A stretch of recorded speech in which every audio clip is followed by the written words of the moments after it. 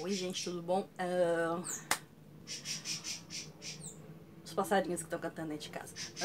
Conforme eu tinha prometido pra vocês, eu falei que ao longo do mês de junho eu ia trazer algumas histórias, né? Eu já fiz a história do escândalo dos cachirules, que foi ao ar na quinta-feira, dia 13. Já tem mais um escândalo do futebol pra ir pro ar agora no dia 22, que vai ser sábado que vem, hoje é dia 15. E este vídeo está sendo gravado hoje, no dia 15, para ir ao ar na quarta-feira, dia 19. E antes que eu esqueça, já vou avisando que na quinta-feira, dia 20, feriado, nós vamos ter vídeo mais cedo. Ao invés de vídeo às 8 da noite, vamos ter vídeo à 1 da tarde, excepcionalmente neste feriado. Para quem não sabe... O tripé está andando. Parou. Acho que todos nós somos fãs de Chapolin, de Chaves. Eu particularmente gosto dos dois, né? Se bem que eu tenho uma queda maior pelo Chaves. Mas eu vou contar mais ou menos pra vocês agora a história de como surgiu o Chapolin Colorado. Para quem não sabe, eu vou explicar. Chapolin, na verdade, deriva da grafia chapulín, que seria uma espécie de gafanhoto muito consumido no México. Uma história bem interessante. A criação do Roberto Gomes Bolanhos, o Chespirito, ele queria um super-herói, mas não um super-herói como todos os outros, corajoso, forte, valente, destemido, bonito, não. Ele queria um super-herói feio, fraco, medroso e que refletisse a situação do povo. E foi onde surgiu o Chapolin. O Chapolin, ele surgiu primeiramente como um esquete do programa Los Super Genios de la Mesa Quadrada, da TV TIM, Televisión Independiente de México. E eu vou explicar pra vocês. Antes de surgir o Chapolin, já existiam os Los Super Genios de la Mesa Quadrada, que eram um esquete de humor dentro do programa Sábados de la Fortuna, apresentado pelo Neftali Pérez. Nesse esquete eram 4 atores. O Roberto Gomes Bolanhos, o Chespirito, que interpretava o personagem do Dr. Chespirito Chapatin, que era um médico já bem idoso, que nem lembra quantos anos tem, de tão velho que já tá. E mulherengo, já submetendo já ao Dr. Chapatin. O Ramon Valdez era o Engenebrio, que era um engenheiro alcoólatra. Rubem Aguirre, que já incorporava o professor Girafales.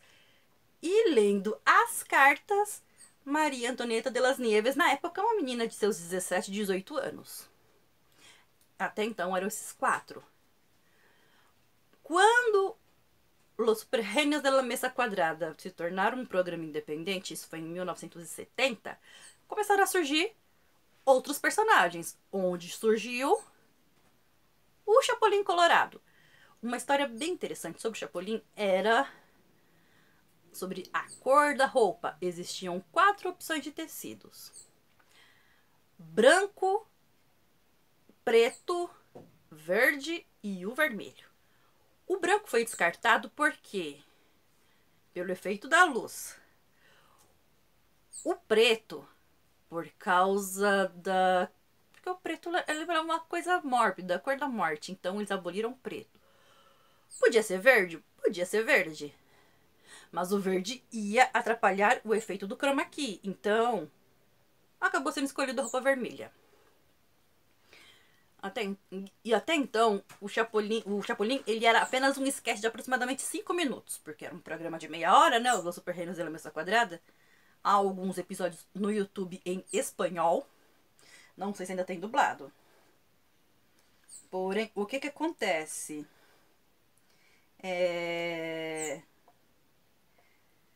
Florinda Mesa e Carlos Villagrán, o Kiko, eles eram apenas figurantes no episódio, nos episódios. Depois que eles foram ganhando uma participação maior, que veio introduzida a Angelines Fernandes, o Edgar Vivar, Que isso eu vou explicar depois na história do Chaves pra vocês.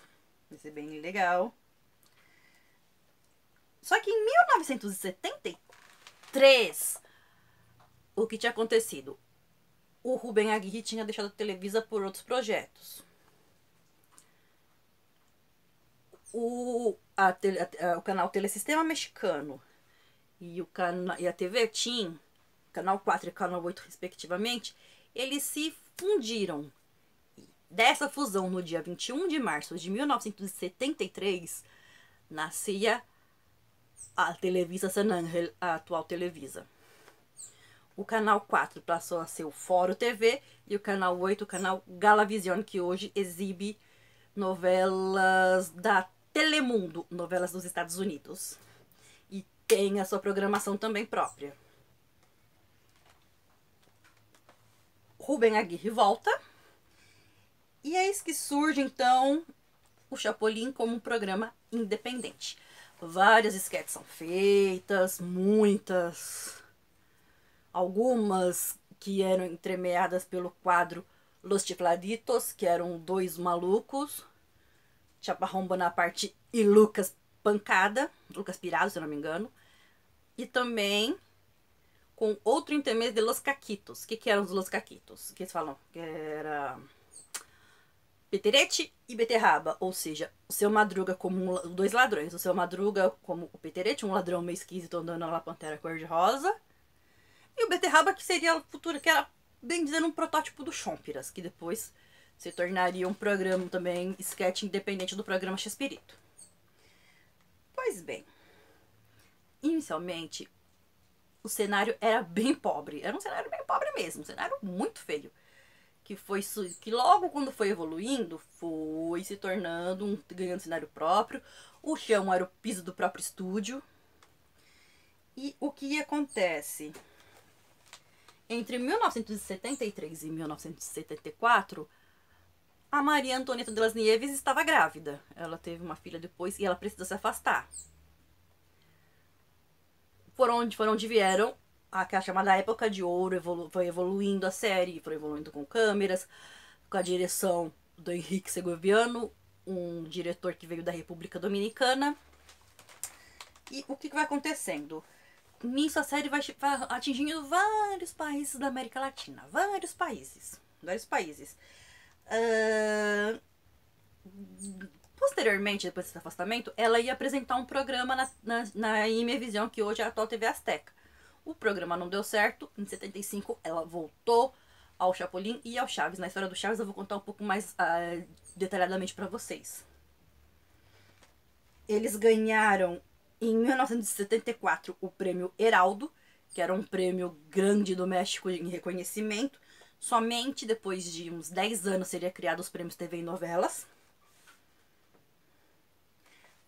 A locução de abertura passou a ser feita pelo Jorge Gutiérrez Zamora, hoje também já falecido.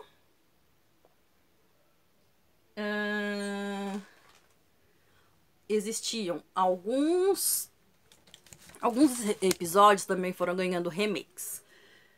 Por exemplo, vocês sabiam que o episódio A Festa Fantasia, onde aparece o Dr. Chapatin, aparece o Chaveco, aparecem vários episódios, tem uma versão em 1976? Pois é. A versão que a gente via no SBT era a segunda, com a Angelines Fernandes, que foi de 79. Nessa, o Carlos Villagrán já tinha saído.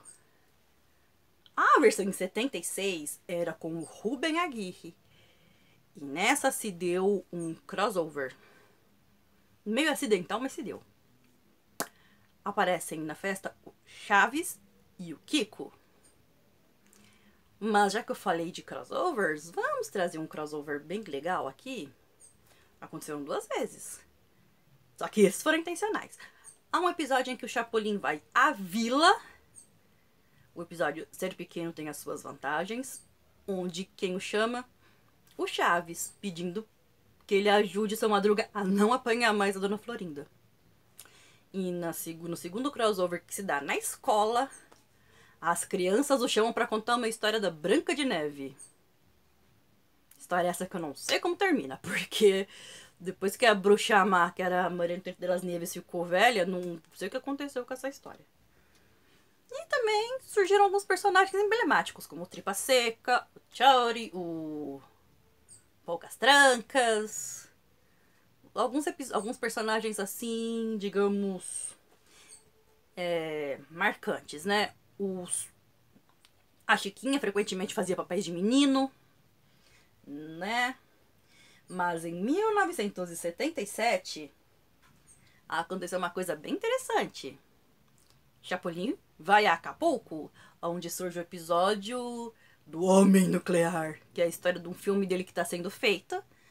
Mas o ator que faria o personagem estava muito gordo. O ator que ia fazer o personagem do Chapolin no filme é o Chato Resto, que é uma sátira ao autor Charlton Heston. Era Horácio Gomes Bolanhos, o irmão de Roberto Gomes Bolanhos, o Chespirito. Bem interessante essa história. Mas em 1978 surge a série, os episódios mais aclamados dessa série, que é O Show Deve Continuar, que são várias histórias de vários filmes, onde o Chapolin conversa com um velho funcionário de um estúdio interpretado pelo Ramon Valdez. Esse episódio teve 6 partes. Acho que foi o episódio. Acho que foi o episódio com mais sequências foram esses. Foram 6 episódios. 6 partes. E é bem aclamado. Tanto é que a 6ª parte só foi exibida no Brasil muito depois, quando a TLN Network estava exibindo. E o SBT foi exibir bem depois. Existem episódios perdidos? Existem alguns episódios perdidos. Mas olha só o que acontece.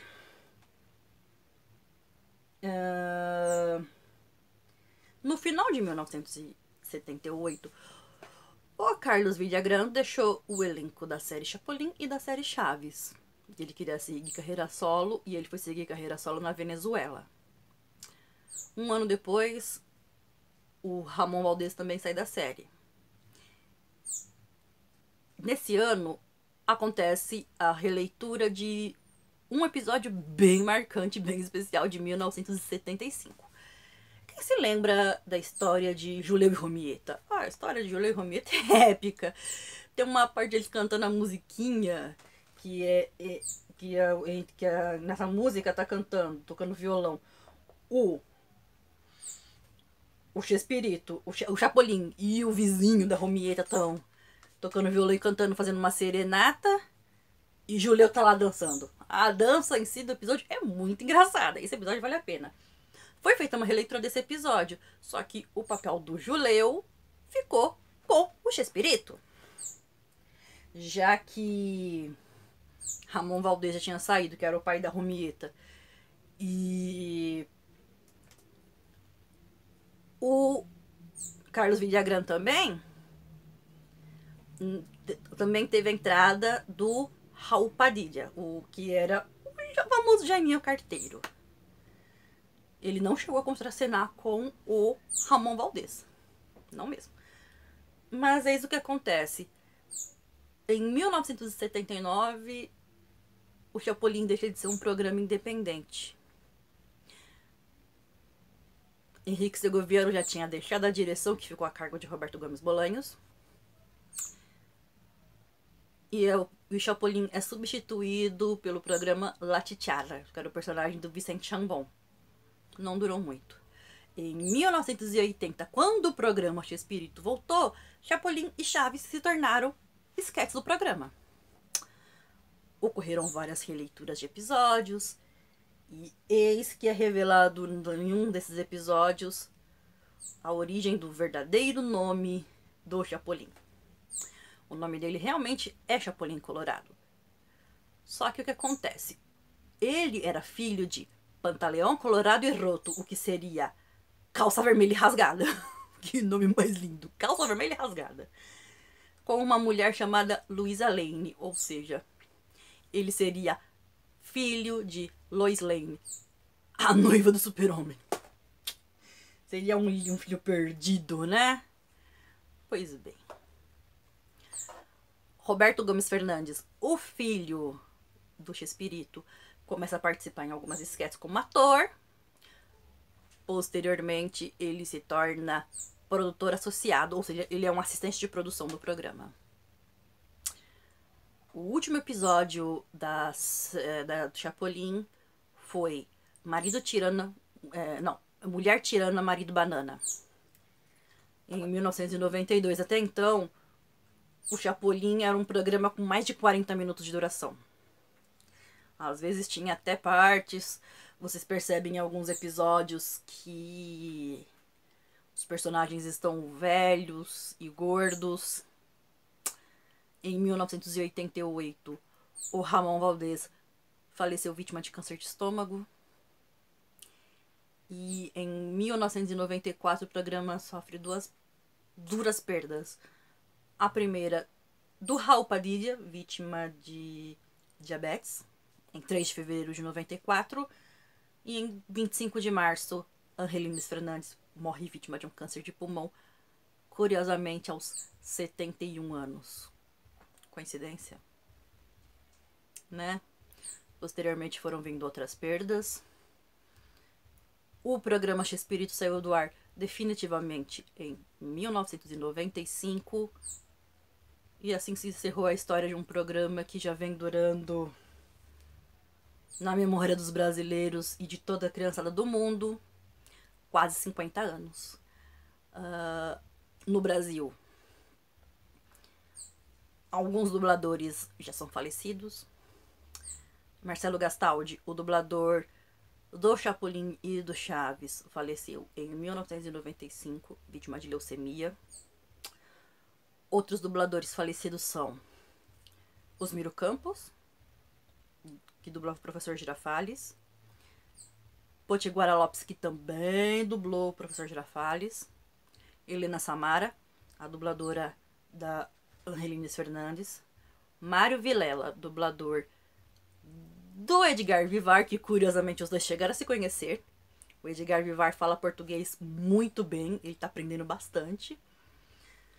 Hoje ele tá diferente, ele fez uma cirurgia de redução de estômago, ele continua trabalhando com novelas. Outros dubladores também já faleceram, como Eleu Salvador, Leda Figueiredo, Silton Cardoso, todos esses também são falecidos.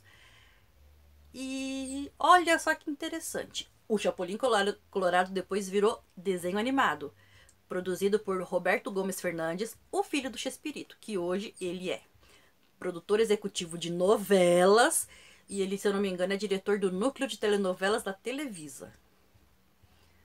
Algumas novelas que ele produziu fizeram bastante sucesso. Teve novela que chegou a ganhar o prêmio GLAAD, para quem não sabe, Gay and Lesbian Alliance Against Defamation. Vamos traduzir? Aliança de Gays e Lésbicas contra a Difamação. A novela em questão que ganhou esse prêmio foi Alma de Hierro em 2009. Hoje, vários atores do elenco já são falecidos. Vivos nós temos apenas Maria Antonieta de las Nieves, Edgar Vivar, Carlos Villagrán e Florinda da Mesa. Bom, gente, é isso. Lembrando, como eu sempre lembro no final, vídeos quartas, quintas e sábados às 8 da noite. Vamos ter um vídeo também sobre o Chaves, o roteiro já tá pronto.